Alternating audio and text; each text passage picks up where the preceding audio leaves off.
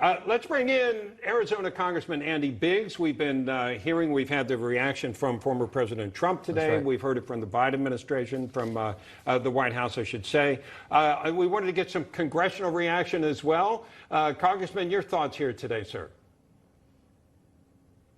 Condolences to the royal family and all the people of the UK, and I respect the Queen.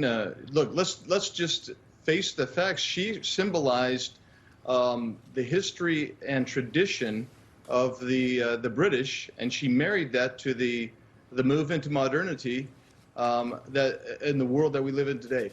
That's a remarkable feat.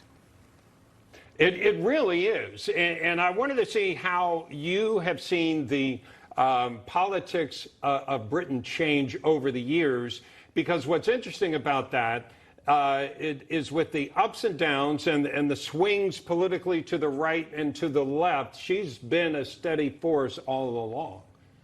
Yeah, I think that's exactly right. I mean, she saw the move from Pax Britannica to Pax Americana, and now a very diverse unipolar world that's now becoming a multipolar world again. She saw all of that and was quite frankly an emissary, an ambassador for the UK throughout the world.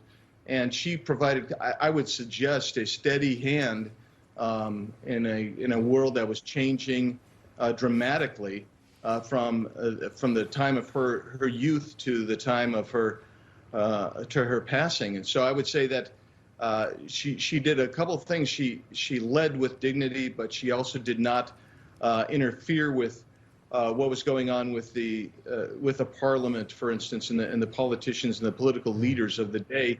And she saw lots of them, but she communicated with them in a very stately, graceful, dignified manner.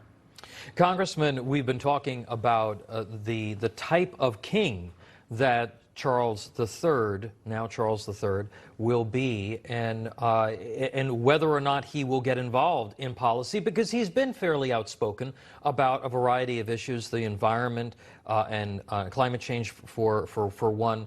Your thoughts on how you expect him to pick up the mantle here?